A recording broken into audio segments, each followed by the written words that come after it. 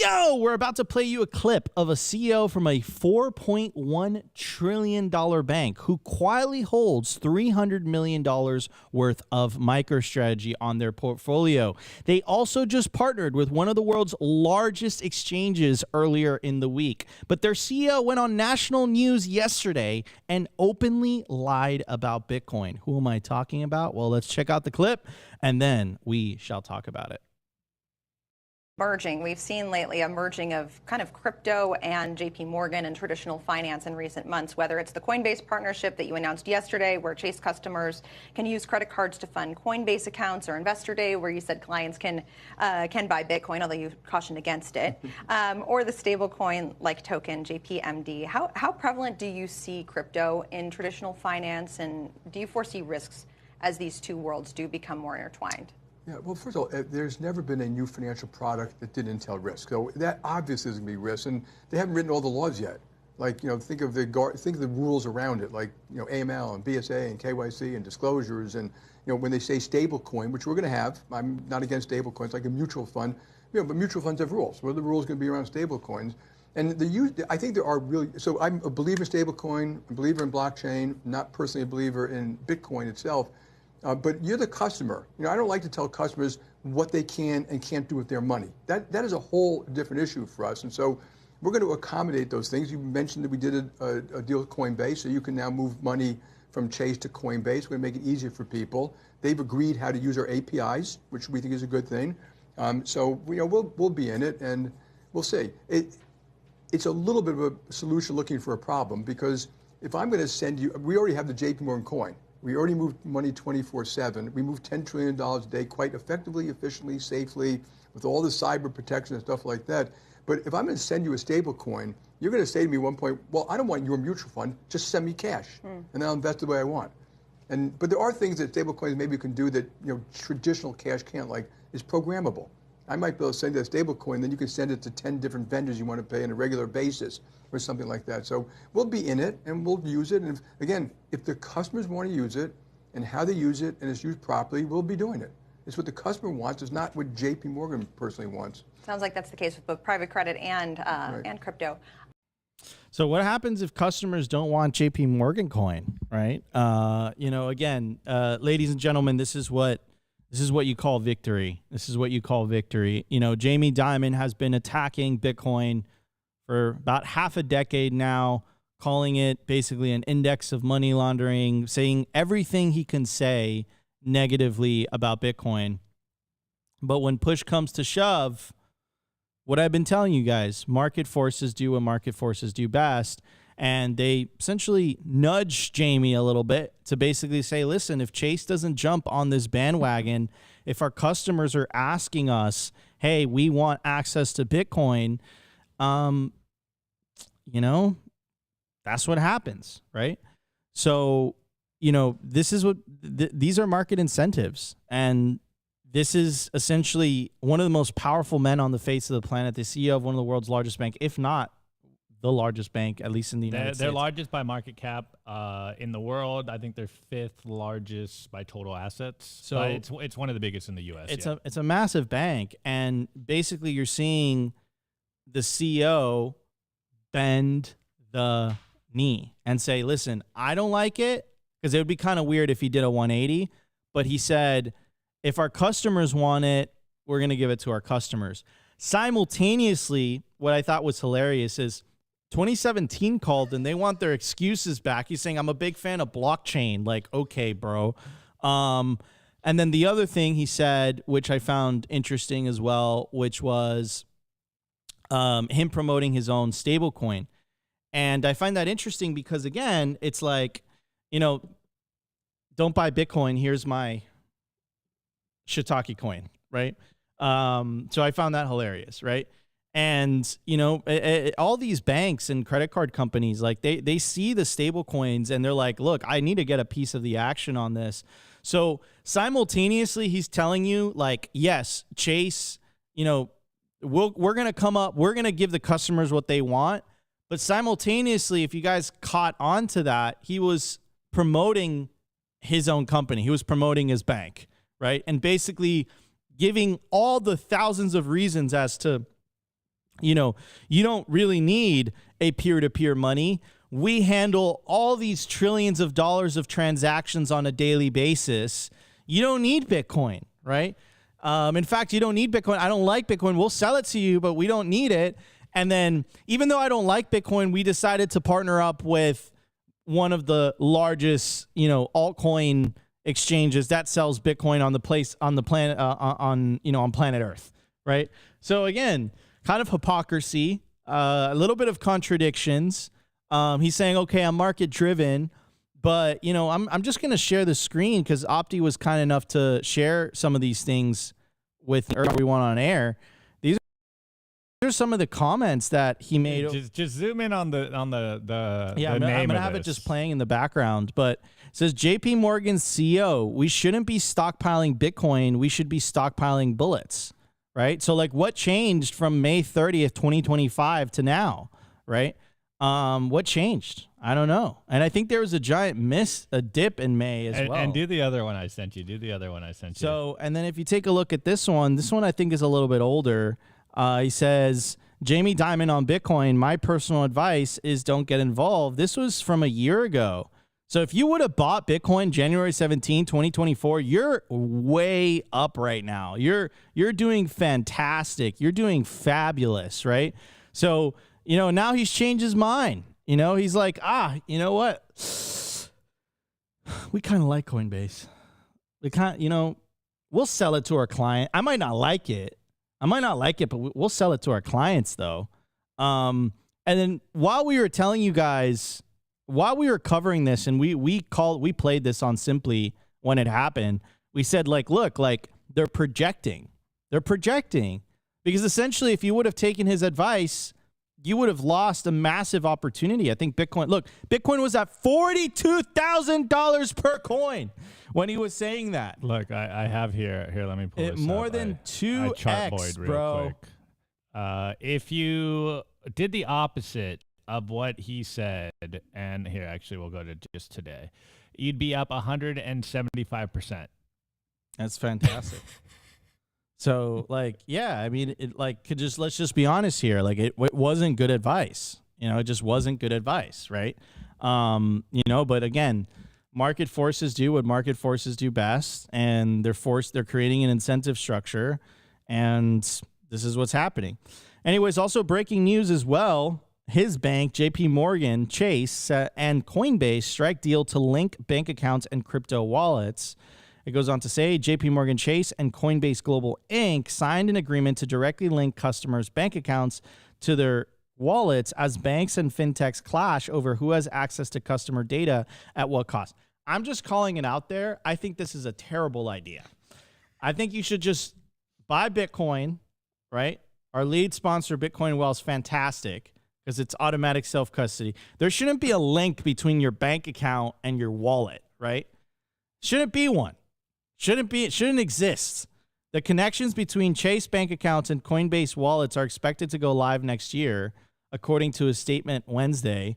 But he was saying like how Bitcoin is a solution searching for a problem. This is the literal definition of a solution searching for a problem. It goes on to say Coinbase plans to maintain all its existing relationships with data aggregators with direct connections to Chase accounts. In addition to those, a Coinbase spokesperson said. JP Morgan, the largest U.S. bank, recently began informing fintechs that it would charge them each time a customer's information was accessed.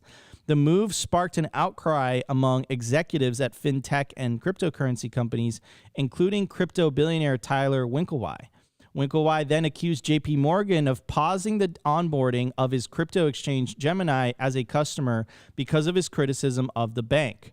While one-time tie-ups could cut costs, it's unclear whether it's feasible for all companies, regardless of size, to negotiate deals to forego relationships with data aggregators altogether. In a written statement, a JP Morgan spokesperson said the bank is open to establishing direct connections and has, quote, a team actively working to do that. So I'm just going to leave it there. I'm going to pass it on to Opti. I mean, what I hear from Mr. Dimon's voice is fear. What I hear from his voice is he's worried a little bit. He's worried about the disruptive properties of Bitcoin. And that's why he's basically saying simultaneously, I don't like it. We'll still offer it to our clients. You could see that their relationship with one of the largest altcoin exchanges on the planet is kind of rocky. A lot like, the Winklevi don't like it. Gemini is one of the largest exchanges in the world too. They're not a big fan of it either. What are your thoughts on this, Opti? Because from my perspective, my humble perspective, I think he's a little bit. I think he's a little bit. I don't know if fearful is the right word, but I definitely think he sees what we see, and all the fear mongering, for the last decade didn't work. It fell on deaf ears. So yeah, but this is what bending the knee looks like, ladies and gentlemen, when you have the CEO of the world's largest bank by market cap basically saying, I don't like Bitcoin, but I'll let my clients access Bitcoin. That should tell you everything you need to know about where we're heading. Yeah, 100%. And actually, this comment right here by Sidious Gemini is perfect. It goes, literally, Mr. Robot series playing out. You can keep your eCoin, Mr. Diamond, and I'll keep the Bitcoin. If you guys don't know the series, Mr. Robot, highly recommend you go watch it. This literally played out exactly like it. And the banker in it was, kind of looked like Jamie Dimon. Now you'll probably watch that series with like a whole new view of it. But my take on Jamie Dimon is kind of twofold. The first one is just like my general take on him. I remember, again, you guys know I love Nolan. I love watching his show.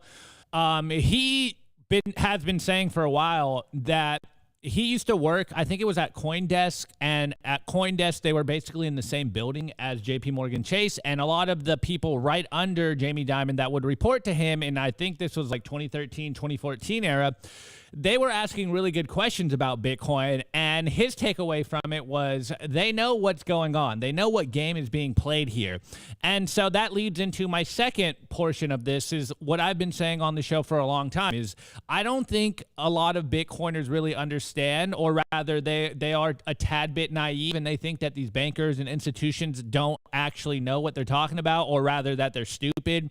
I think it's a lot more like a poker face. Like, I think the people in charge, whether it's like Janet Yellen, Christine Lagarde, Jamie Dimon, Larry Fink, like, I think they know exactly what is at stakes. And when you see him come out publicly, you kind of get to see why they do this if you understand that privately they fully understand what is going on here. So privately, and Nolan was saying it's arguably, or rather, you could make the case that he's probably already owning Bitcoin. Privately, he probably holds some Bitcoin. But publicly, it's his job to kind of keep people away from Bitcoin, as you can see from all of the headlines. He says, I like stable coins. I like blockchain, not Bitcoin. But I'm not going to stop you from buying Bitcoin. If my customers want it, which I think might have been the big signal here.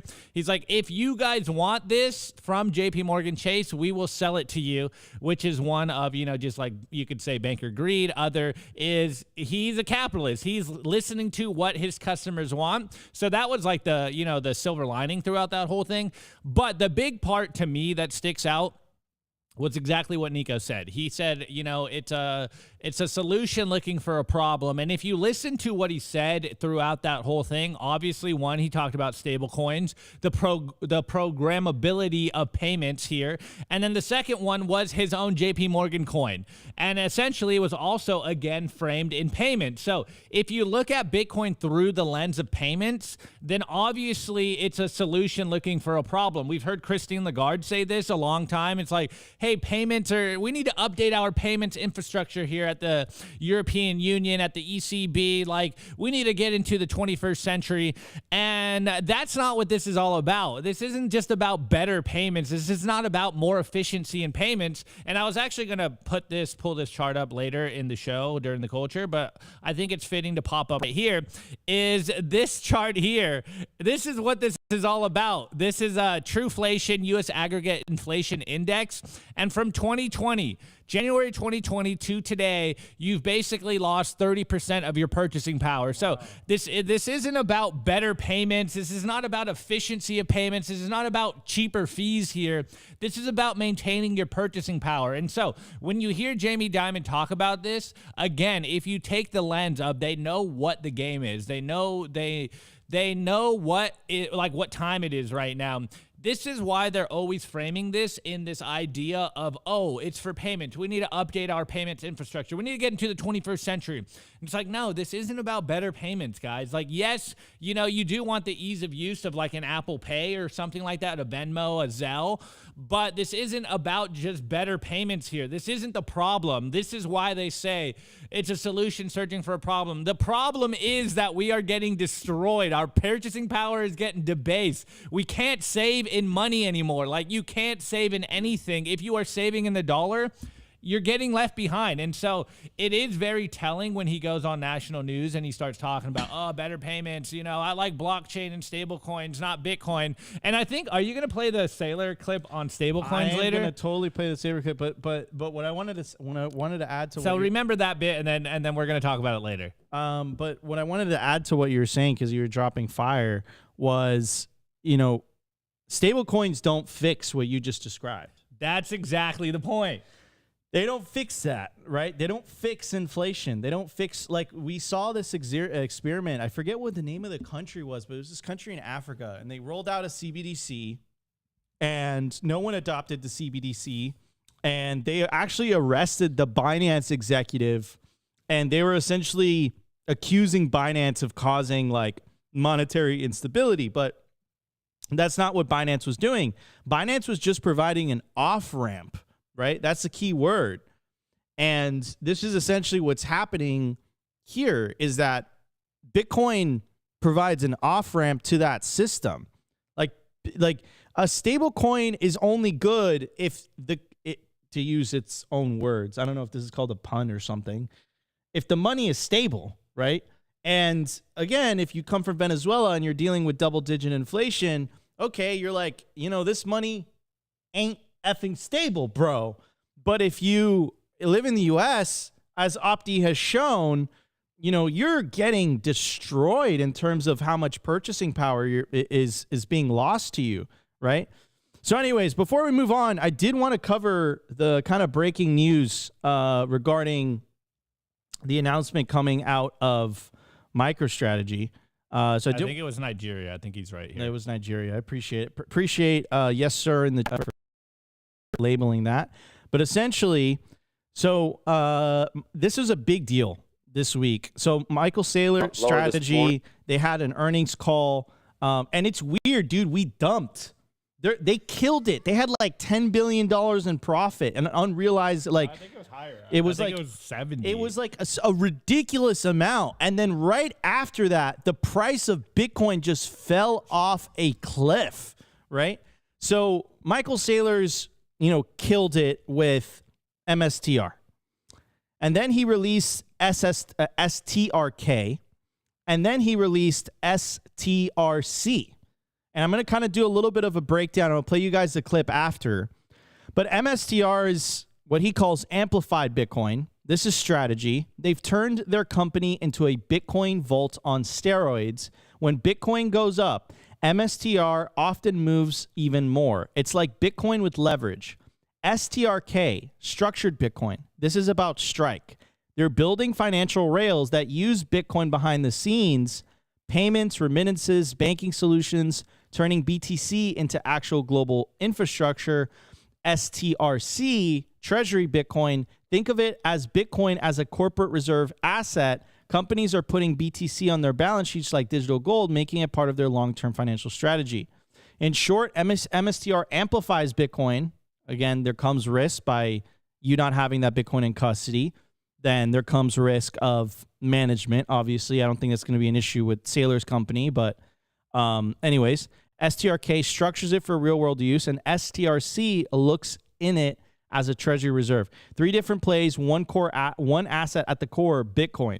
So, yeah, I mean, he's building out an entire ecosystem, to use Mark Moss's words, to tap into all these pools of capital that are all over the world. And one of the things that Mark Moss said when he came on the show was basically like, Nico, like, you have to understand that 97% of the world's capital can't get exposure to Bitcoin. And that's what Michael Saylor is doing by building these specific products to tap into different pools of capital. So I'm going to play you guys a portion of the clip, and then Opti and I will talk about it. Is there ever too much Bitcoin for you to own? Like if you could own all of it, would you? I don't think we'll get all of it. I don't think in the range of 3 to 5 or 3 to 7% is too much. BlackRock has got more than I us. just wonder. I was thinking about the mental exercise of if you could actually own all of it, like if you would even, bless you, if you would want it. Well, you know, we started and we had very little, and Bitcoin was 10,000, and now Bitcoin's more than 100,000, and 97% of the Bitcoin is worth 10 times as much, and somebody else, not us, has it. Right. So as a practical matter, what we're doing is we're monetizing and powering up this. Oh, I totally get it. I digital just mean, if commodity you owned all of it, would that change the entire behavior of Bitcoin? Yeah, we wouldn't want to own all of it. I wouldn't want to. We want everybody else to have their piece. The nice thing there is there's 160 companies that are capitalizing on Bitcoin in the public market, up from about 60 last year. So the Bitcoin treasury movement's exploding. And companies like MetaPlanet in Japan and Capital B in France and Smarter Web in the UK. And then there's a raft of them in the US, Anthony Pompliano's company, you know, and 21. They're all capitalizing. The big idea is I take digital capital, I issue digital credit, and a digital credit instrument can either be longer duration or it can be higher performance. We're offering 9% dividend yield with Stretch. The average money market's 4.2% dividend yield. No one would ever want to give a 9% perpetual yield in a bond that's backed by real estate or backed by gold or backed by any conventional fiat asset. But we're investing in Bitcoin, and my 20-year forecast for Bitcoin is 30% a year ARR. So it's easy for us. So, I mean, yeah, he's basically, he's essentially going to the capital markets, coming up with all this for better or for worse. People have different takes on this, right? This is oh my God, I feel like the thing this cycle is the Bitcoin treasury plays. That's what the thing is. Every cycle, there's a thing. This cycle is the Bitcoin treasury plays. That's the cycle, right? That's what everyone is focusing on. Now, what makes it fundamentally different compared to all the other cycles is like the ICOs of 2017 weren't backed by anything. The layer one alts of 2021, I would make an argument as a Bitcoin, aren't backed by anything. Or, you know, you could change the rules to the benefit the foundation or whatnot. But, you know, again, if you want to buy an altcoin, that's your choice. We obviously recommend Bitcoin only here at Simply Bitcoin. But what I'm seeing this cycle is the treasury plays. Now, what's really interesting about how Saylor is approaching it is, again, it's a threefold strategy offering different products for different people, right? 9% dividend, 9% return is absurd. I can't break this down enough. Like a 10 to 12% return on a yearly basis is considered good. A 9% return is insanity, right? And again, this is like guaranteed kind of, guarantee if Bitcoin continues to grow, of course, but like, and it stays decentralized and secure. But it's like, it's kind of like, look, we'll give you a 9% return. Now you're like, dude, that's insane. How is MicroStrategy going to be able to afford that? It's because Saylor's prediction is for the next 20 years, Bitcoin's going to grow on average 30% year over year. So he's like, look, this is a super, super safe bet, right? So yeah, I mean, this is the financialization of Bitcoin. As Bitcoiners, I would say keep your eye on the prize, and that's Bitcoin in self-custody. And I know that might be the unpopular thing to say these days, because again, the treasury companies are the ones that are getting all the attention, all the hype. But yeah, I mean, fundamentally, it comes down to individuals taking Bitcoin into self-custody. But from a price action perspective, that's crazy, Opti. Like I'm reading these headlines. Like strategy beats Q2 earnings estimates. Bitcoin stockpile valued at $73 billion. Another 10x, it's $1 trillion worth of Bitcoin. And you know what the price did? It dumped. It dumped, bro. And then, by the way, yesterday too, coincidence, it was on the same day, the U.S. government winked at basically saying, hey, we might be buying some Bitcoin under the table. And the price dumped, bro. It dumped. What's going on, dude? What's going on, bro?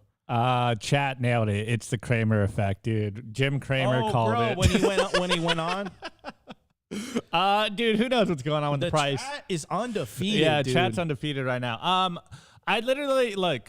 You guys know I'm stupidly bullish. And we were talking about. Look, I don't know if the price. I don't know, Nico, if you were watching the price and you saw that it dumped right after the earnings call.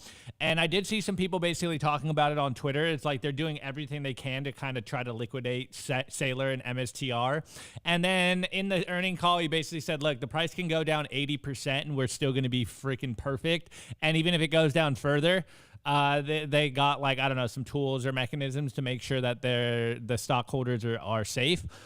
So who knows exactly what's going on with the price right now, but it does look like someone is trying to dump the market, especially right now in the face of what we saw. You know, we had 3 big things play out on the same day. Like we just played in the beginning of the show, we had Jamie Dimon come out, do the blockchain, not Bitcoin. I like stable coins. We had the report, 166-page report come out from the Digital Asset Working Group, a.k.a. the U.S. government. And then, of course, what is seemingly a super bullish earnings call where, I don't know if you saw this, Nico, but Saylor basically said during that call, I didn't catch the whole thing. I just kind of caught some highlights of it. He's like, the stretch product, the stretch preferred stock is our iPhone moment.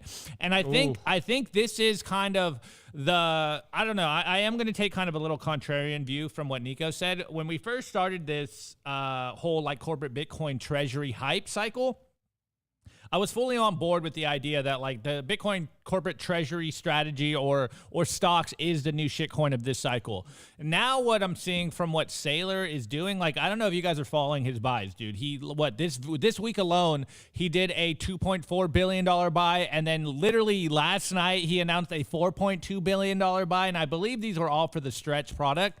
What it's really showing, and is what Nico said a minute ago, the returns that Saylor has, however you want to put it, engineered here with these products, it is driving Wall Street and institutions and all this capital that is locked up crazy. They're looking at these products and they're like, yo, what do I want to do? Do I go into kind of the traditional vehicle and I get 4 to 5% returns maybe? Or do I just play into this new instrument that Saylor's doing and I get 9% like guaranteed? And I think what we're seeing right now is there's an insatiable demand from all of this locked up liquidity that literally it's got red tape around it, and Saylor has just plugged into it. And I keep thinking of the milkshake, I'm drinking your milkshake meme here. Like, I think this is why I find it funny that the price is dumping right now, because now Bitcoin is plugged into the biggest capital pools in the world. And we are still kind of reacting almost like a bear market right now. Are we double topping is really the big kind of question right now. And when I look at all the news and all the products and all of the positioning around Bitcoin right now, it just makes no sense to me that we are double topping right now. Like, yes, I still have my buddy DMing me. That's what happens every cycle, though. I know. There's a denial phase. Exactly. And then you only realize it 3 months in, you're like, oh, it's over. Exactly. Like, I'm still getting DMs from my friend. Like, dude, I told you it was going to dump. It's going to 115. It might even go down to 75K or something. It's like bearish div on the daily or whatever. Like, monthly looks strong. The daily candles look horrible. And I'm like, dude, like, your chart buying means nothing when you are tapped into the biggest liquidity pools, period. So, we're getting trolled in the chat right now. Like, we're liars if it doesn't get to 500K. I'm looking at what I'm looking at is like, this is just the beginning of capital flowing into Bitcoin. We've had the crazy, 6-month start of the year, a lot of conversations around Bitcoin, Trump coming in with a huge splash. We're seeing basically every huge bank in the world right now capitulate on Bitcoin. We're seeing a lot of country jurisdictions around the world that were famously and historically against Bitcoin start to capitulate and bend the knee. It makes no sense to me that we're not going to go higher. And again, I just keep thinking of the Titanic meme, like it takes these big capital, it takes a lot of moment, like it takes them a while to turn around the ship. And I think this is where we are right now. The ship is starting to, pivot and move around. And until we get something, maybe it's going to be, maybe all the bankers and all the institutions are on summer break right now in, St. Bart's or something. And when they come back to work is when the capital really starts getting injected. I mean, the summers tend to be always a little bit quiet. By the way, guys, if you guys are enjoying the show so far, smash that like button. Help us break 150 likes within the first 45 minutes of the show. So if you guys are enjoying the live stream on YouTube, X, Rumble, smash that like button. Really, really helps the algos to push this message forward. Anyways, guys, before we continue to the next segment, I want to do a little bit of a breakdown on what we're going to cover today. Awesome Bitcoin media being dropped. Fantastic. So we're going to be doing a coverage of that.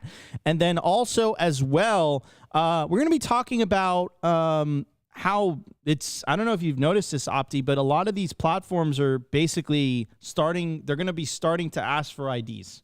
Yeah. That is terrifying. And then, of course, they're kind of using the excuse of like, because this is how it always starts. That's what you guys have to understand. Like, you get your foot in the door a little bit, it's extremely difficult to roll these things back. And I think what they want to do is they want to tie your ID to a platform so that if you say anything on that platform, what happens? They could tie it to your ID, right? They don't want anonymity on the internet.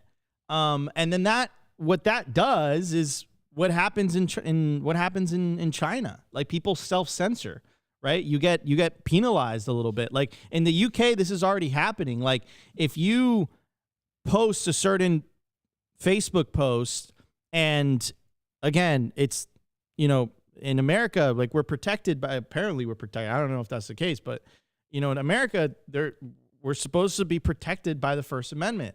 Other countries don't have that, right? So in the UK, if you post certain types of speech, you can they can show up at your house and put you in a box, right? So they don't want anonymity on the internet. And as Bitcoiners, we approach it as anonymity. You can't be free without privacy. You can't be free. And this idea that you have that you have to reveal your identity to be able to communicate on the internet, I think is absurd. And this idea that, you have to be ID'd in order to transact, that's how you go from a permissionless system to a permissioned system, right? So that's what I wanted. That's like the kind of the core theme I wanted to cover on today's news. And then Opti's going to end it strong with the culture segment. I'm going to get a little bullish. It's Friday. We're going to go bullish. It's Bullish Friday. So, guys, it's going to be... And I'm dunking on my friend at It's the same going to be time. an incredible show. But before we jump into it, I do want to give a shout-out to the best place to build your automatic self-custody Bitcoin stack. And, of course, shout-out to our homies, Ulysses and Carl. Well.com.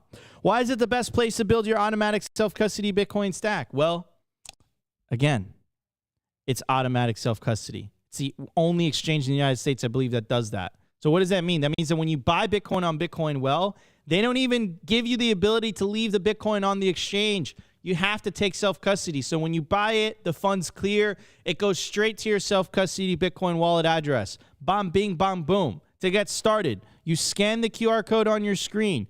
You use promo code SIMPLY, and you get 3 tosses into the Bitcoin wishing well. What is the Bitcoin wishing well?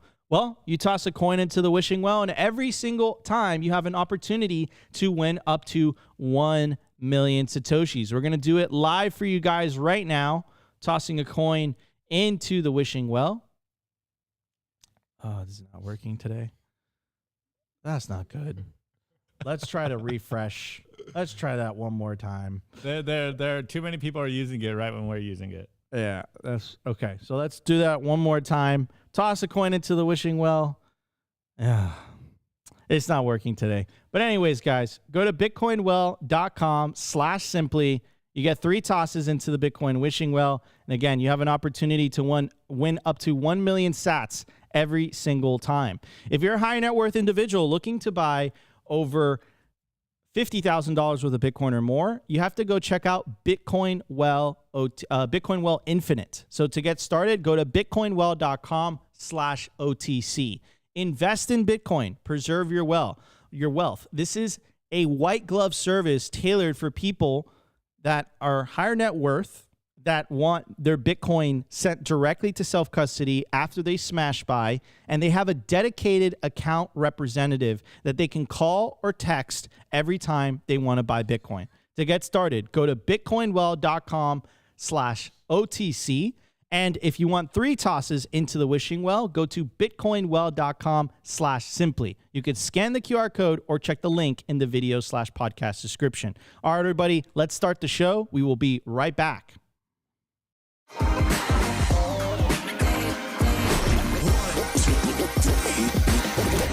I want to tell you guys about our sponsor, Stampseed.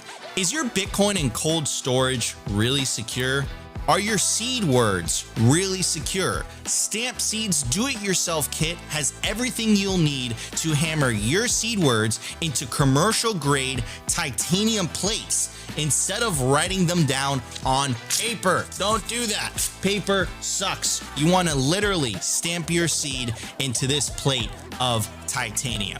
Your words are actually stamped into the metal plate with this hammer. So once your words are in, they aren't going anywhere. No risk of the plate breaking apart and your pieces falling everywhere. Titanium stamp seeds will survive nearly triple the heat produced by a house fire. They are also crush-proof, waterproof, non-corrosive, and most importantly, because this is generational wealth, time-proof.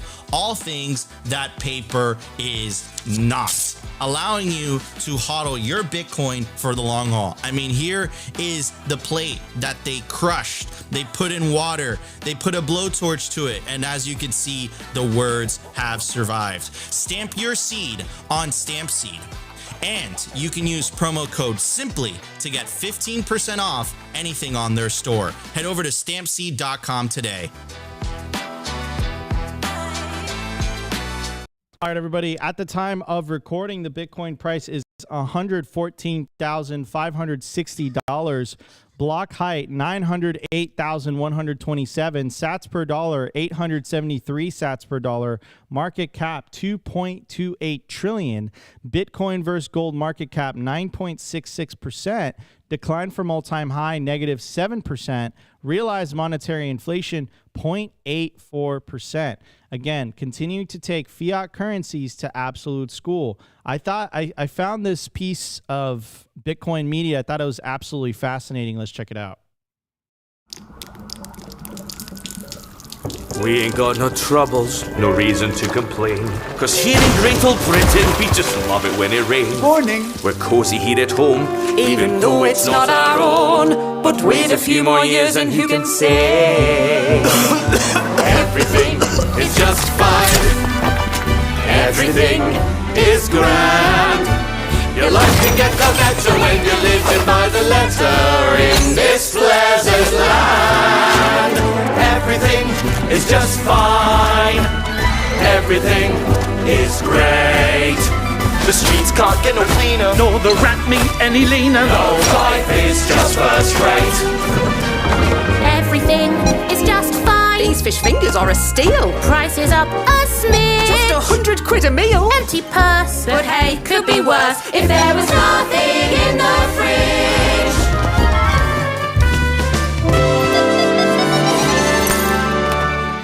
Strategic realignment means I get to work for myself. Yeah! Paying off my law degree with tips from each delivery. Excuse me, sir, I have your tandoori.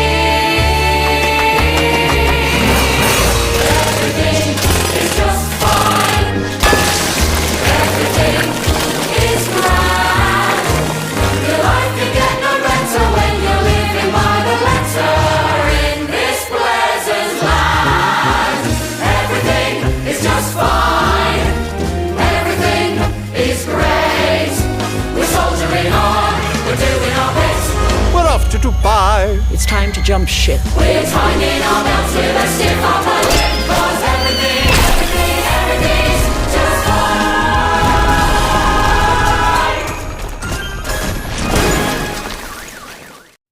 I mean, other than I'm not a musical type of guy, but that is a very expensive commercial. And yeah, I mean, it is genius. I mean, it's kind of describing, you know, what we're all feeling. And yeah, it's the broken money. And again, one of the most powerful ways of telling the story of broken money is by making media. So yeah, I mean, again, musicals are not my thing, but that was a very expensive piece of commercial, bro. That was very expensive. Yeah, and also too, like what I find. Sorry to interrupt you, but what I find hilarious, Opti, is like you go to Coinbase and it doesn't fix anything because it's all altcoins. and the platform goes down when it's when the price is pumping. That wasn't AI. That wasn't AI. I don't think it was. I don't know. No, that was like real. That was a real production. That was it. That wasn't AI, dude. Who knows? That's not my takeaway. My takeaway is the first part. I'm not a musicals guy at all. I'm not gonna lie, guys. I saw this on Twitter last night, and I watched the first minute, and I'm like, okay, like I didn't even finish the video, so I didn't see the second half. Everything is just fine. Everything is just fine. Yeah, but it did remind me of the dog in the burning house meme. And though I do like the fact that we're dunking on the UK. You guys know me. I love dunking on the UK. I love all you guys, but hey, you know, we love you. It might just be I don't know, the Americanism in me. I love the dunk, Coinbase. I love the dunk, Brian. But if you really kind of listen to the lyrics there and read into what they're saying, it's what I've been saying on the show for a long time. If you are in the EU, if you're in Britain right now, in UK, etc., and you think everything is going just fine, you know, maybe you're being sidetracked and distracted by other cultural phenomenons going on right now or social media or whatever. The real problem is that the money is absolutely broken right now. And so, as Nico was saying, that I don't know how the production was made, but my guess is that's what, like $1 million ad right there. And in that context, I guess a musical probably fits if it's going on television or something like that. But I'm not much of a musical guy. I flipped it off. But it is high production. By definition, that means it was a bad ad. Well, I'm not the target audience here. You know, I'm not the target audience. Who is the target audience? That's my question. Where is this landing? Where is this going? Where did it first premiere? I'm guessing it was great. It was good production. It was great production, but you know, I'm not much of a musical guy. I turned it off. I mean, I've seen some musicals; they're good. I've seen some. I of know them. too. I could appreciate the art in musicals. Tommy and Jesus Christ Superstar are the best musicals ever. I could appreciate the art in some musicals. I got to see Hamilton. That was pretty cool in New York. Shout out the HIVE team. But yeah. Anyways, we need more of this because there are people that do connect with musicals, unlike me and you, Opti. Dude, I have a Grinch heart here, guys. I'm broken. It didn't grow 3 sizes on that ad. But, you know, kudos to them for trying. You know, again, we're not the target audience. But maybe, what is it, Downing Street? Downing Street. Maybe Downing Street is. And it's not. Anyway, I see someone in the chat saying the commercials. Yeah, it's a great commercial. They do make good commercials. They do make good commercials. Anyways, guys, it's going to be an incredible show. We still have tons to talk about. We're going to be talking about linking the IDs to social media. It's a very, very slippery slope. And then I do have a different take from Lola Leets, basically talking about how, you know, some people are hoping that Trump will pardon the Samurai Wallet developers, and just laying out some of these things that were included in the Clarity Act. And again, it doesn't sound all that great. So very important updates. And then Opti's going to finish it strong for you guys with a bullish ending. So let's check it out, and we will be right back in just 1 second. Let's check out the news. I want to give a shout out to our partner, Ledin, the leader in Bitcoin-backed loans. Unlock the liquidity in your Bitcoin without having to sell your Bitcoin. They've issued $9 billion in loans to over 10,000 customers since 2018. I absolutely love these guys. Not only do I have an account with them, but I also have a loan. And what I love about them is that there are no monthly payments, and you could pay back the loan at any time. As soon as you send your Bitcoin as collateral, you'll have cash in your account within 24 hours. Over 1,000 5-star customer reviews, and they've never lost a single dollar or sat of customer money. Go to learn.ledin.io/simply today, and you'll get 0.25% off your first loan. I want to give a shout out to our partner, sat123.com. Sovereignty isn't just about your money. It's about your communications too. When the grid goes down, most people go dark. Cell towers fail in hurricanes, cyber attacks, and blackouts. But satellite phones? They don't rely on local infrastructure. Iridium has 77 satellites in orbit, giving you a direct line anywhere in the US, even offshore. If you hold your own Bitcoin keys, you should hold your own comms too. Sat123.com also has everything you need to start building your Bitcoin citadel. Starlink, battery backups, Faraday bags to protect your hardware wallets, and much, much more. It's a one-stop shop for anyone serious about resilience and off-grid independence. Stay connected, stay independent, stay sovereign. Go to sat123.com/simply today and use promo code SIMPLY to get 15% off anything on the store.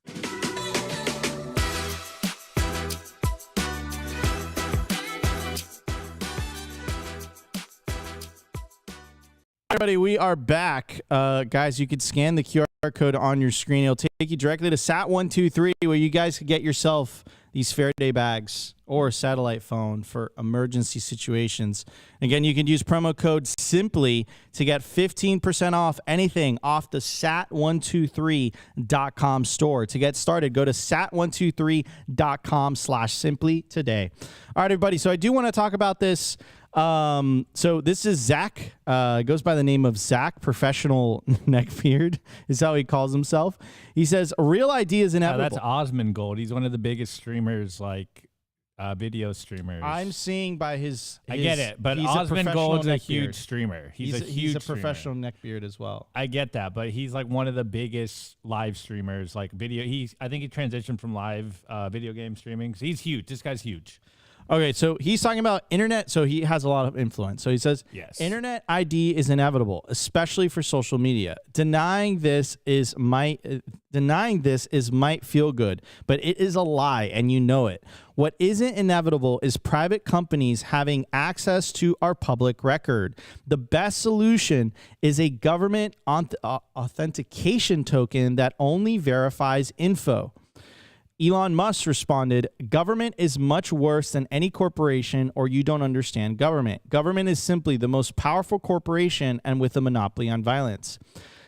Zach goes on, I'd be fine with a third-party authentication token as well. I just don't see how you reconcile the growing demand for online accountability in any other more constructive way.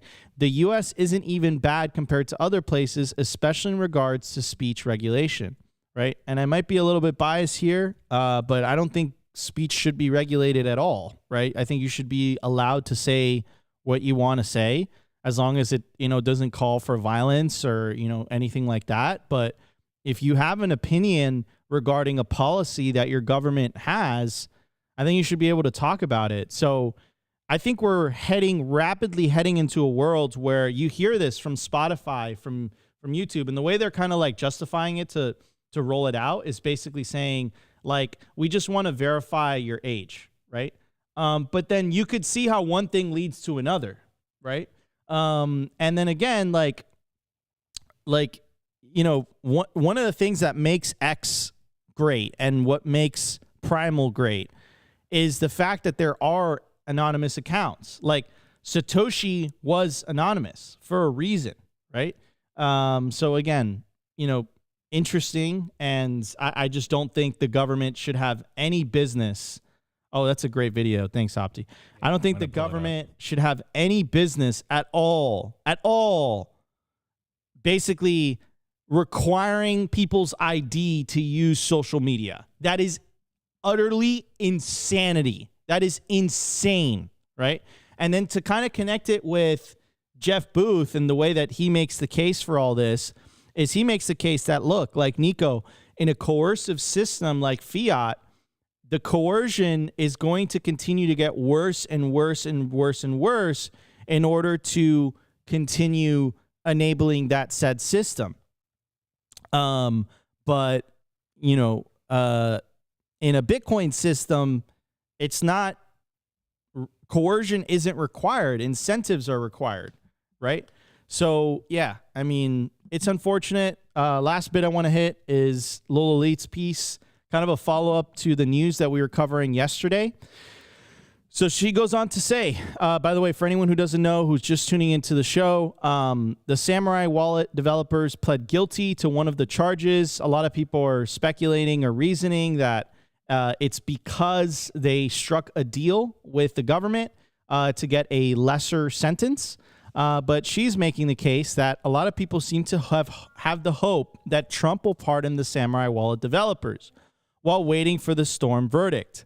I took some time to read through the White House Digital Asset Report to see what this administration thinks of financial privacy. And my guys, if you still believe that the Trump White House is in any capacity friendly to these undertakings, you are in for a very rude awakening.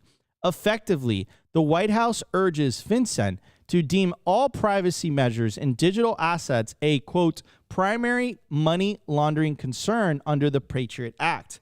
This includes single-use addresses, wallets, and accounts, swapping between networks and chains, mixers, obviously, pooling or aggregating cryptocurrencies from multiple wallets. Many will now say, oh, but there's so much good language in the report as well, like the protection of self-custody.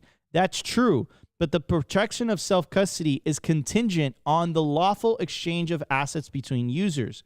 That's why the White House additionally urges to extend the, I just don't want to say that again, but yeah. I mean, Lola Leitz has been so accurate on this, bro, that like, I don't really have anything to say, but like, you kind of connect this with the whole digital ID stuff and Bitcoiner slavery. That's my take on this. You want to play the video? All right, it's up. All right. So at the same time that we're covering this and talking about Bitcoin privacy, digital IDs and stuff, we had Ursula von der Leyen say this, I believe, yesterday. This is actually a video of Nigel Farage talking about it. So, but it fits in the context perfectly. European Commission President Ursula von der Leyen, perhaps the most prominent advocate of that dreaded COVID passport, was out there advocating that we all have to have digital IDs because the future will be digital. You shouldn't have privacy, apparently. Yeah, that's what she believes. She claims that the IDs can be a real booster to emerging economies.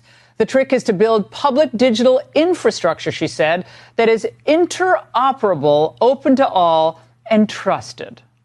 Joining me now to explain just how dangerous this is, Nigel Farage, former Brexit Party leader. Nigel, this is about global government control and a way to, what, redistribute the wealth away from the so-called wealthy nations to everybody else? Well, it's about control, isn't it? I mean, this is the most glaring example we've ever seen from a prominent world leader. Von der Leyen is the president of the European Commission, 450 million people living within that union. Oh, and by the way, she's unelected, she's appointed, and here she is brazenly saying we need a digital ID card or app on our phones. Now, bear in mind, France and Germany are trialing this already. The European Union, she wants this to be enforced by the early 2030s and, may I add, backed up by a central bank digital currency, living in a cashless society.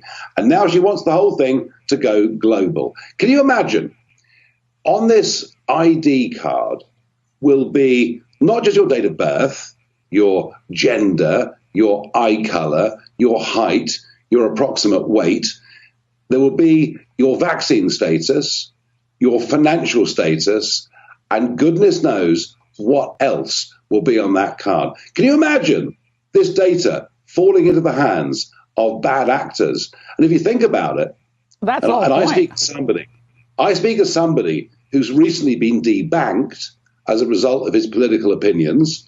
And this is happening in America too, as you well know, to lots of people. If we're not careful, we head towards a Chinese-style social credit system where unless you go along with the views of a day, you become a non-person. I cannot think of a more dangerous initiative than this. The problem we've got is we have to ask a question whether our leaders actually believe in our nation, because they're prepared to surrender sovereignty to the World Health Organization, the United Nations, the EU, and goodness knows what comes after that. And the truth of it is, the world will be a better. That's terrifying. And I don't know if you guys saw the commercial on like the right hand side, which is like, you know, they had like a younger person. It's like, it makes your life easier. Like you own nothing and be happy. Like it's like, you know, it is such a terrible idea. It is such a terrible.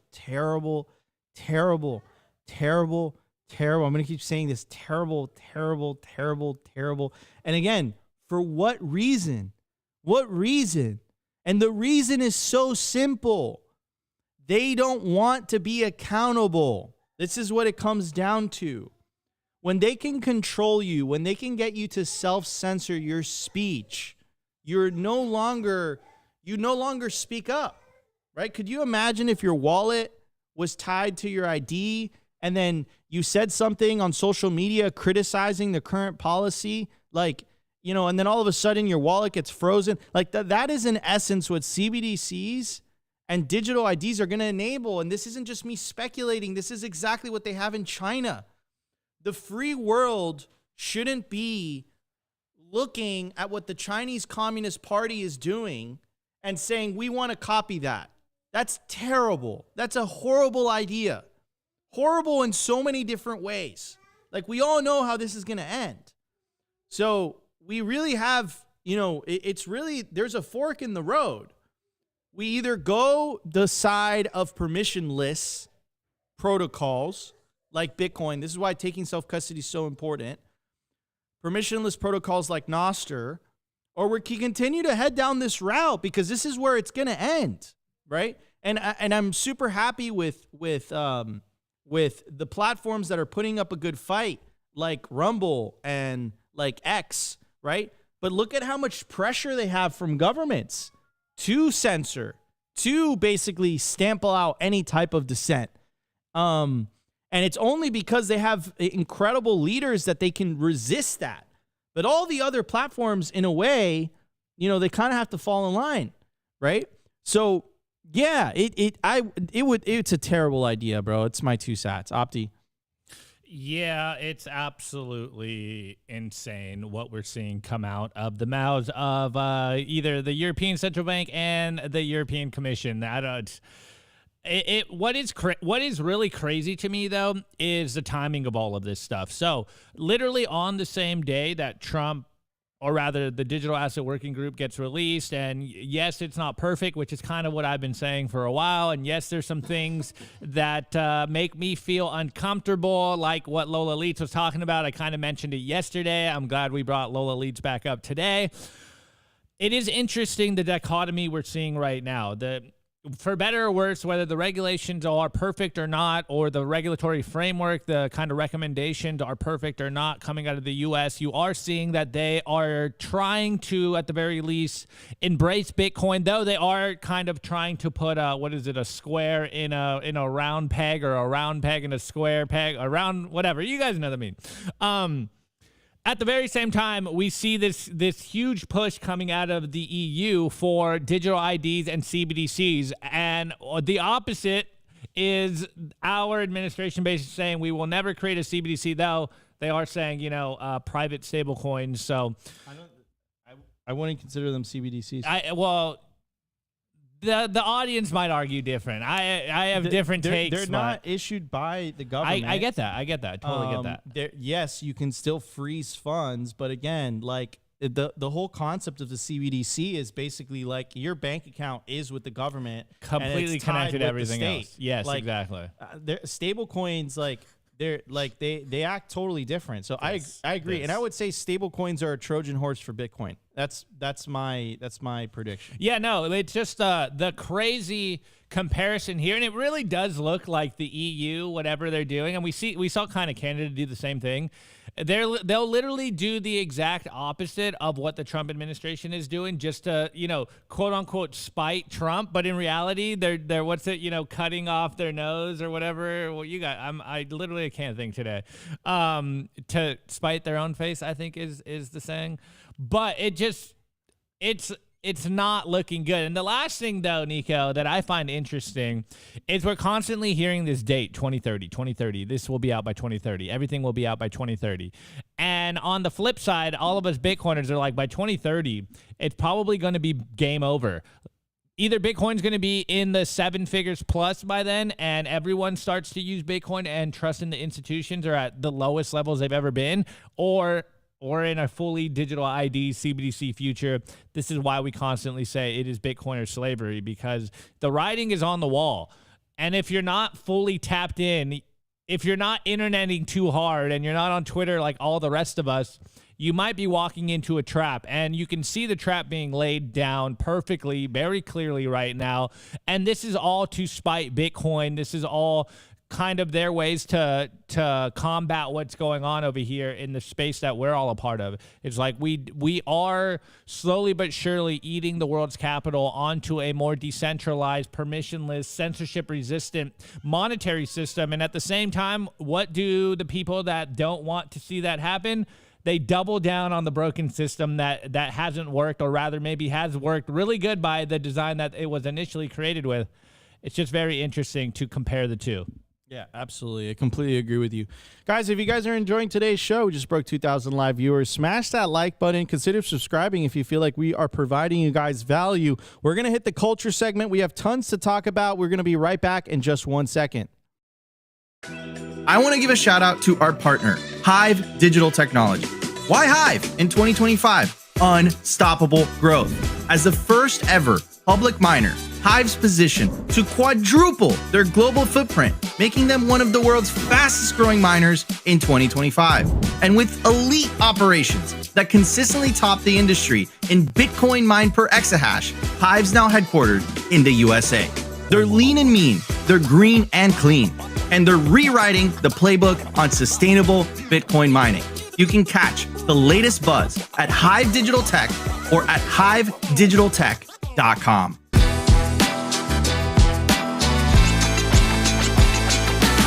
I want to give a shout out to our partner, BitcoinBend.io. If you're into freedom, Bitcoin, and building a real community, this is for you. Gain exclusive access to real-world, members-only, private clubs across the globe, featuring poker nights, expert-led classes, co-working spaces, educational meetups, live events, and more. Current locations include Sarasota, Nashville, Boston, Dallas, Las Vegas, and St. Louis, with new clubs launching soon in West Palm Beach, Scottsdale, Alabama, and beyond. Not to mention Bitcoin Bend's resorts in El Salvador. There's 3 of them, and they're absolutely beautiful. You'll also get access to the first fully backed Bitcoin bank with fiat ramps and savings accounts. It's called Private Key Bank, and you guessed it, it's based out of El Salvador. Go peer-to-peer with Bitcoin bulk buys, tap into home equity for long-term Bitcoin growth, and join their exclusive mining pools if you're interested in mining. What are you waiting for? Head over to BitcoinBend.io, join today, where Bitcoin meets freedom. All right, everybody, we are back. Opti has something. All right. I got some bull sauce. I've actually been repeating Hodl because he's the only one I've seen really hit on this, and I'm starting to lean into what he's saying. And also, as I told you earlier, I got the text from my buddy saying 23K is tops. And like I laid out the case earlier, that just makes no sense to me when you are looking at all the interest, the new investors, the supposed capital that's going to get injected into Bitcoin, the new framework in the U.S., and of course, the best performing ETF to ever hit the market, aka the Bitcoin IBIT ETF. I believe it was just that one. But anyways, Mitchell has been beating the drum on this. And shouts out to our Zoomer buddies out there. Hold on. Wow, I'm choking. I got a hair in my throat or something. Mitchell goes, I don't understand how someone can look objectively at the chart of Bitcoin/USD and not recognize the drastic shift in price action after the creations of the ETFs. Again, I brought this up before. He is going hyperbolic here, which is going to be a good argument here, a good conversation. Quote, the cycles are over. Future bear markets will be roughly 30% drawdowns, and we'd hardly call that a bear market by Bitcoin standards. And with institutional capital comes institutional instruments and institutional behavior, which is what we kind of covered the other day.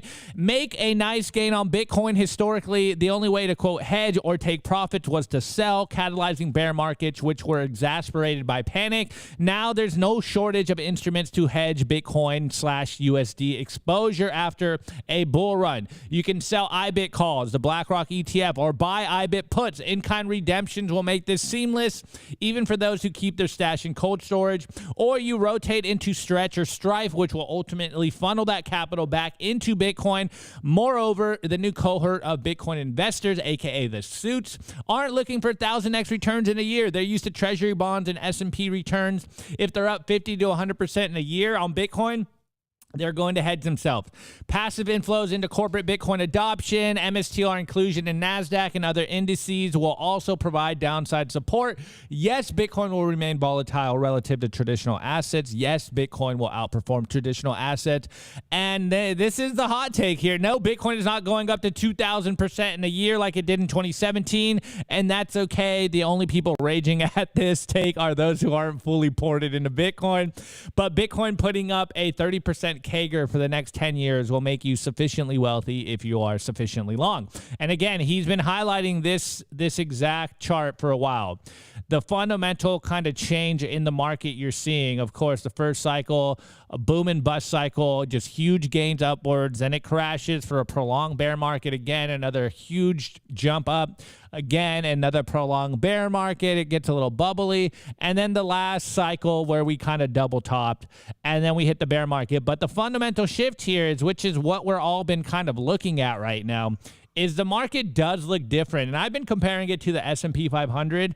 If you look at the S&P 500, Bitcoin literally, the structure of the Bitcoin price right now is identical to what the S&P 500 looks like. And I think Mitchell has a point. With the new institutional investor, with the suit coiners coming into Bitcoin, they are also bringing all of their institutional know-how, their institutional instruments, their trading strategies, and I think this is what we're kind of seeing. Now, does this mean we're going to get a huge bear market again? I'm kind of on the side that we're not. It's starting to look like it's probably just going to be this boring kind of straight line up forever, up and to the right. And is that necessarily a bad thing? Probably not. I think it would make our lives here as Bitcoiners that are all in on Bitcoin a lot, less volatile. Bear markets won't be as rough on us, at least rough on our stack. But then I think we're going to have to adjust our dopamine receptors and find real impossible. Yeah, find real dopamine in real life. Maybe some healthier amounts of dopamine from somewhere else, which, I mean, maybe we shouldn't be too against. But I also saw this, and you guys know I love Charles Edwards. I think he's got great insight, great indicators. Highly recommend you follow him on Twitter. He's been around for a long time. He is kind of beating the drum on the same idea, and I've showed you the chart. I believe it was last Friday. I think it was last Friday. Of the idea, like, institutions are eating plebs lunch right now. The institutions are scooping up all the Bitcoin while retail Main Street Bitcoiners are selling their Bitcoin right now. And it might be because we're all just, 100% in and we have no other money. But anyways, his tweet goes, Institutional net buying just breached 97% of all transactions. I repeat, institutional net buying, again, institutions just breached 97% of all transactions. The last time net buying by the pros was this high was August 2020. Those who know, know. And then he, plugs his indicators. So, I don't know. Let's see. Let's go back here. August 2020 was what? Maybe right here, guys. Some hopium. So if this is the case, I don't know. It looks like we're going to have a lot of room to run here. It looks like we're going to have an incredible end of the year. So I promise some hopium. This is a new direction of hopium here, coming from a different angle. But, yeah, to my buddy that says we're only going to, stop at 120, 130, 150K top, because of the bearish dibs on the daily, bro. Yo, quit smoking. What's the anti-hopium? I don't know, man. Some actual drugs. I'm just smiling. I don't know. It's bullish. It is bullish. I would say too, like, I refuse to believe this is a double top. It would just be weird. If we're already topping, that would mean the market top is 123, the most pathetic bull market. Can you pull that up again? Yeah. The most pathetic bull market in Bitcoin history while being invested in the institution entire. That's what I'm trying to tell you, dude. Like, it doesn't make, listen.